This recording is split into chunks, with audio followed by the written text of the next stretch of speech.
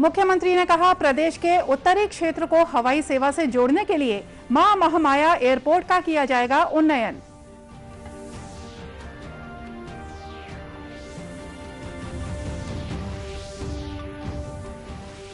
देश में कोरोना संक्रमण के सक्रिय मामले घटकर 9,13,000 हुए। राज्य में सक्रिय मामलों की संख्या 12,660।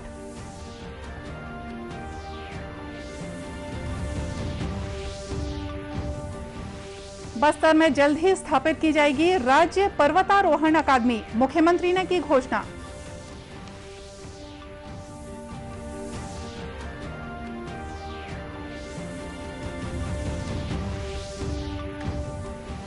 और भारी बारिश के चलते कोरबा जिले के पौड़ी उपरोड़ा में सड़क का एक हिस्सा बहने से 50 गांव हुए पहुंच विहीन।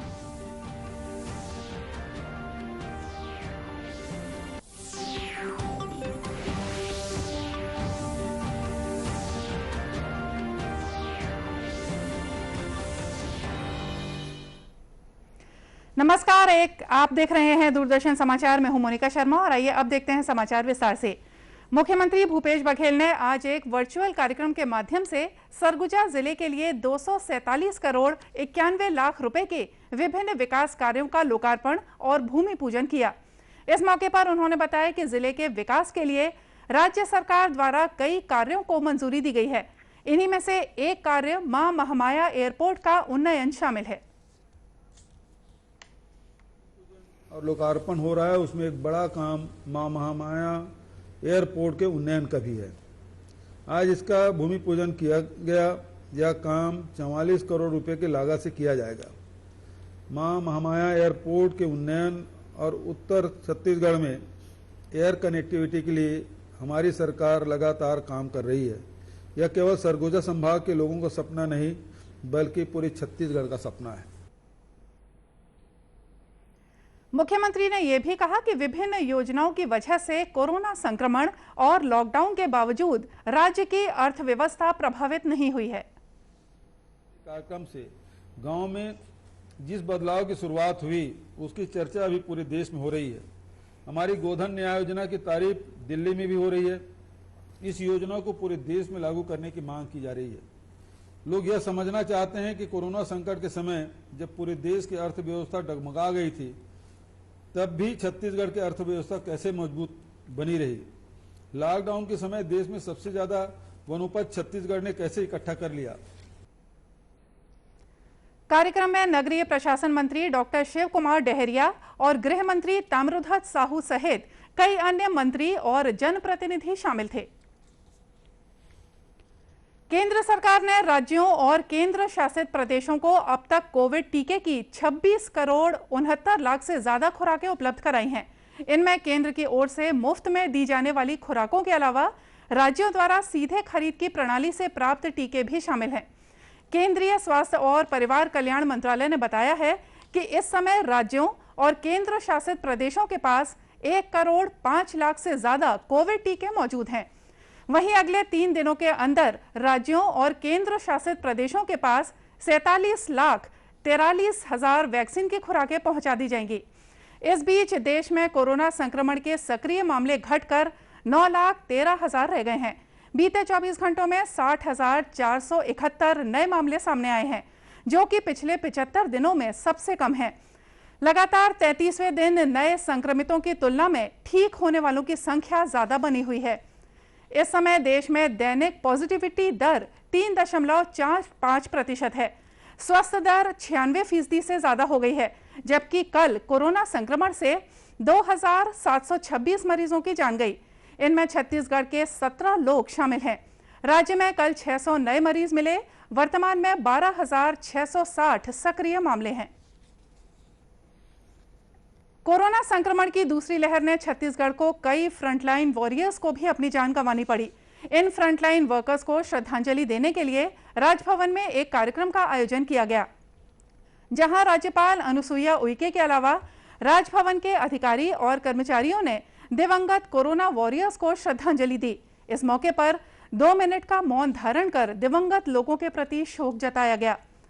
राज्यपाल ने बताया कि कोरोना संक्रमण से जान गंवाने वाले फ्रंटलाइन वॉरियर्स और अन्य लोगों को श्रद्धांजलि देने के लिए ये आयोजन किया गया। हमारा देश और प्रदेश कोरोना संक्रमण से जूझ रहा है।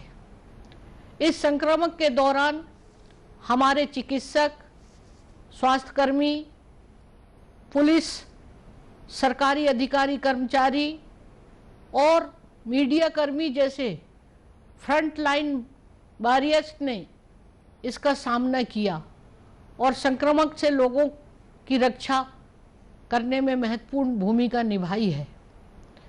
यहाँ तक इनमें से कुछ लोगों ने अपनी प्राणों की आहुति भी दी है। मैं उन लोगों को अपनी श्रद्धांजलि अर्पित करती हूँ। श्रद्धांजलि कार्यक्रम में राज्यपाल के परिसहाय त्रिलोक बंसल, राजभवन के उप सचिव दीपक अग्रवाल और नियंत्रक हरवंश मिरी सहित सभी अधिकारी और कर्मचारी उपस्थित थे। राजनांदगांव जिले में भी पॉजिटिविटी दर 1% से भी कम हो गई है। जिले के 1597 गांव में से 1450 गांव कोरोना संक्रमण से पूरी तरह से मुक्त हो गए हैं। इन्हीं में से एक गांव है तिलई ककरेल। इस गांव में मितानिनों द्वारा दीवारों पर हमारा गांव कोरोना मुक्त गांव का स्लोगन लिखकर न केवल लोगों को जानकारी दी जा रही है, बल्कि उन्हें आगे भी सतर्कता बरतने की समझाइश दी जा रही है।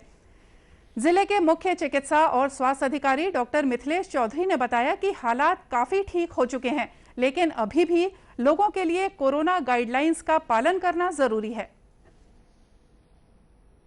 राजनांदगांव जिले में कुल 1597 गांव हैं, जिसमें से लगभग 1450 गांव वर्तमान में कोरोना मुक्त हो चुके हैं और कहीं पर एक दो केस हैं जो भी एक आध सप्ताह में फ्री हो जाएगी सभी गांव। और हर गांव में हमारी मितानिन टीम द्वारा ये लिखा जा रहा है कि मेरा गांव कोरोना मुक्त गांव। हमारे गांव के लोग मास्क लगाकर बाहर निकलते हैं, हमारे गांव के लोग दूरी बनाकर रहते हैं, हमारे गांव के लोग हाथों को सैनिटाइज करते रहते हैं, साबुन से धोते रहते हैं, लक्षण आने पर तत्काल जांच करवाते हैं। इस तरह के संदेश भी वॉल राइटिंग के द्वारा हर गांव में लिखा जा रहा है ताकि लोग पढ़ें और समझें और उसको पालन भी करें। आज काफ़ी अच्छी स्थिति में है, मार्केट खुल चुके हैं, लेकिन मेरा निवेदन सभी से यही रहेगा कि मार्केट जब खुला है तो भीड़ बहुत हो रही है। कोरोना प्रोटोकॉल का पालन जरूर लगातार करते रहें, दूरी बनाकर रहें, मास्क लगाकर बाहर निकलें और लक्षण आने पर तत्काल जांच करें, हाथों को सैनिटाइज करते रहें। तिलई ककरेल गांव की सरपंच ममता बाई नेताम ने बताया कि गांव के लोगों ने कोरोना संक्रमण से बचाव संबंधी उपायों का पूरी तरह से पालन किया। इसी का परिणाम है कि ये गांव अब कोरोना मुक्त हो चुका है। हमारे गांव में कोरोना मुक्त करे बर घर घर में जाग घूमे हैं। घर में रहो, मास्क लगाओ, हाथ धोए बर साबुन आबुन दे हन, धोई से सब जन अपन अपन घर में सुरक्षा रही से दीवार में लिखवा हन, घर में कोरोना से बचत रहो, बच्चा लोग को बचाओ, ऐसे करके बोले हन। सब सुरक्षा है और कोरोना से मुक्त है। गांव की मितानिन पुनियाबाई देवांगन ने बताया कि कोरोना मुक्त गांव होने के बाद भी ग्रामीणों को टीकाकरण के लिए प्रेरित किया जा रहा है। कोरोना मुक्त हो गए और 80% लोग वैक्सीन लग गए, 20% बचे हैं और घर घर जाके प्रोत्साहित करा था हमन और लगाए के भी उत्साह हो गए है। ये हितग्राही मन पब्लिक मन है। गांव में टीकाकरण अभियान भी सफलतापूर्वक संचालित किया जा रहा है। गांव के लोग टीकाकरण को लेकर जागरूक हैं और यही वजह है कि यहां रहने वाले 80% लोगों को वैक्सीन लग चुकी है। मुख्यमंत्री भूपेश बघेल ने कहा है कि राज्य में रोमांचक खेलों को बढ़ावा देने के लिए जल्द ही पर्वतारोहण अकादमी शुरू की जाएगी। ये बात मुख्यमंत्री ने कल अपने रायपुर स्थित निवास कार्यालय में राज्य के युवा पर्वतारोही नैना सिंह धाकड़ से मुलाकात के दौरान कही। मुख्यमंत्री ने बताया कि छत्तीसगढ़ पर्वतारोहण अकादमी बस्तर में प्रारंभ की जाएगी। इस भेंट के दौरान सुश्री धाकड़ ने मुख्यमंत्री को बताया कि उन्हें बीती 1 जून को दुनिया की सबसे ऊंची चोटी माउंट एवरेस्ट फतह करने में सफलता मिली है। सुश्री धाकड़ जगदलपुर से 17 किलोमीटर दूर स्थित गांव टाकरागुड़ा की रहने वाली हैं। वर्ष 2010 से वे पर्वतारोहण कर रही हैं। इससे पहले सुश्री धाकड़ बीती 23 मई को 8,516 मीटर ऊंची माउंट लोहत्से की चढ़ाई भी सफलतापूर्वक पूरी कर चुकी हैं। इन दोनों चोटियों तक पहुंचने वाली वे देश की दूसरी महिला पर्वतारोही हैं। इस भेंट के दौरान मुख्यमंत्री ने सुश्री धाकड़ को उनकी उपलब्धि के लिए शुभकामनाएं दी और उनके उज्जवल भविष्य की कामना की। केंद्र की मोदी सरकार के 7 वर्ष पूरे होने पर भारतीय जनता पार्टी द्वारा जरूरतमंद लोगों की सेवा करने के लिए सेवा ही संगठन अभियान की शुरुआत की गई है। साथ ही पार्टी की ओर से लोगों को टीकाकरण के प्रति जागरूक भी किया जा रहा है। इसी कड़ी में रायगढ़ जिले के बेलदुला खर्रा घाट में एक कार्यक्रम का आयोजन किया गया। इस मौके पर रायगढ़ नगर निगम के पूर्व सभापति सुभाष पांडे और प्रदेश कार्य समिति सदस्य गुरुपाल भल्ला की अगुवाई में जरूरतमंद लोगों को राशन का वितरण किया गया। श्री भल्ला ने बताया कि भाजपा के सेवा ही संगठन अभियान द्वारा लोगों की मदद के लिए हर संभव प्रयास किए जा रहे हैं। हाल में बहुत ही दिक्कतें लोगों को फेस करनी पड़ रही थी, तो भारतीय जनता पार्टी ने इस करके सेवा ही संगठन है, उसी अभियान में हम आज यहाँ पर वार्ड नंबर 23 में हमारी बहन महिलाओं से मिलने के लिए आए थे और हम लोगों ने उनसे अच्छा परिचय किया और उनकी तकलीफ़ों को सुना और पार्टी की तरफ से कुछ राशन वगैरह वितरण भी किया। श्री भल्ला ने बताया कि लोगों को कोरोना संक्रमण से बचाने के लिए टीकाकरण के प्रति भी जागरूक किया जा रहा है। कार्यक्रम के जरिए गरीब परिवारों को केंद्र सरकार द्वारा संचालित जन कल्याणकारी योजनाओं की जानकारी भी दी गई। और अब करते हैं मौसम की बात। मौसम विभाग ने आगामी 24 घंटों के दौरान राज्य में 1-2 स्थानों पर गरज चमक के साथ भारी वर्षा होने और आकाशीय बिजली गिरने की चेतावनी दी है। रायपुर स्थित मौसम विज्ञान केंद्र के अनुसार इस समय राज्य में मानसून पूरी तरह से सक्रिय है। इसके प्रभाव से प्रदेश के अधिकांश स्थानों पर हल्की से मध्यम बारिश का दौर जारी है। आने वाले 2 दिनों के दौरान राज्य में अनेक स्थानों पर हल्की से मध्यम बारिश होने और 1-2 स्थानों पर भारी बारिश होने की संभावना है। सरगुजा, बिलासपुर और बस्तर संभाग के अधिकतम तापमान में गिरावट दर्ज की गई है। आने वाले 24 घंटों के दौरान राजधानी रायपुर में बदली छाए रहने और गरज चमक के साथ बारिश होने की संभावना है। वहीं मानसून आने के साथ ही एक और जहां खेती किसानी के काम में तेजी आई है और किसान राहत महसूस कर रहे हैं, तो वहीं दूसरी ओर भारी बारिश से प्रदेश में कई स्थानों पर जनजीवन प्रभावित होने का समाचार मिला है। नदी नाले उफान पर हैं। कोरबा जिले के पौरा उपरोड़ा विकासखंड में तेज बारिश होने से पानी के बहाव में प्रधानमंत्री ग्राम सड़क योजना के तहत बनी सड़क का एक बड़ा हिस्सा बह गया है, जिससे इस क्षेत्र के 50 से ज्यादा गांव का मुख्यालय से संपर्क टूट चुका है। हरदी बाजार क्षेत्र में लगातार तेज बारिश के कारण लीलागर नदी उफान पर है। पुल के करीब 3 फीट ऊपर से पानी बह रहा है, जिससे कल लोगों को पुल पार करने के लिए कई घंटों का इंतजार करना पड़ा। इस बीच कई ग्रामीण नदी के उफान पर होने के बाद भी जान जोखिम में डालकर पुल पार करते हुए देखे गए। एसईसीएल दीपका के प्रगति नगर कॉलोनी में बारिश की वजह से घरों में पानी घुस गया, जिससे स्थानीय लोग परेशान नजर आए।